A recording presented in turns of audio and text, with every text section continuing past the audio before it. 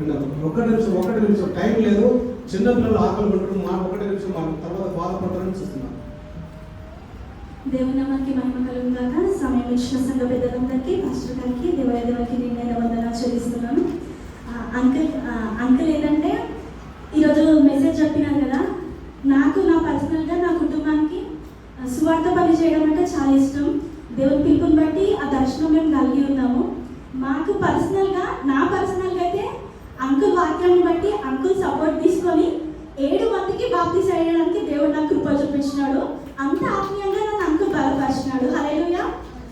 ఏంటంటే అంకుల్ వచ్చిన first message రోజు ఎట్లా ఏమని చెప్పిందంటే నాకు ఇంకా గుర్తుంది. అంకుల్ క్రైస్తవుడు అంటే ఒక అసాధ్యమైన వాటితోటి ఆడుకునేవాడే నిజమైన క్రైస్తవుడు అని చెప్పినాడు.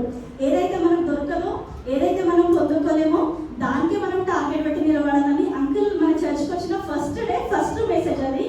అంకుల్ నేను ఆ రోజు నుండి కూడా నేను లిటరల్లీ అంకుల్ నేను నా కుటుంబం మేము అనుభవించినాం. అంకుల్ విశ్వాసంతో పొందుకునే మేము కష్టపడి జమ చేసుకొని మేము అందరం డబ్బు పోగు చేసి కొనుక్కునే ఏది కాదు అంకుల్.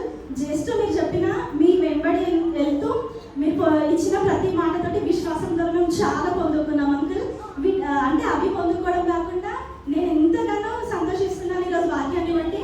7 మందిని దేవుని దగ్గరికి నడిపించడానికి నాకు కృపనిచ్చిండు. అంకుల్ నాకు చాలా స్పిరిచువల్గా హెల్ప్ చేసినాడు. అంకుల్ పలానా వ్యక్తి ఇట్లా ఈ నీడు వాళ్ళకు ఉన్న అంకుల్ అంటే, అమ్మ ఈ విధంగా నువ్వు మాట్లాడు, ఆంటీ కూడా అమ్మ ఈ విధంగా నువ్వు వెళ్ళు.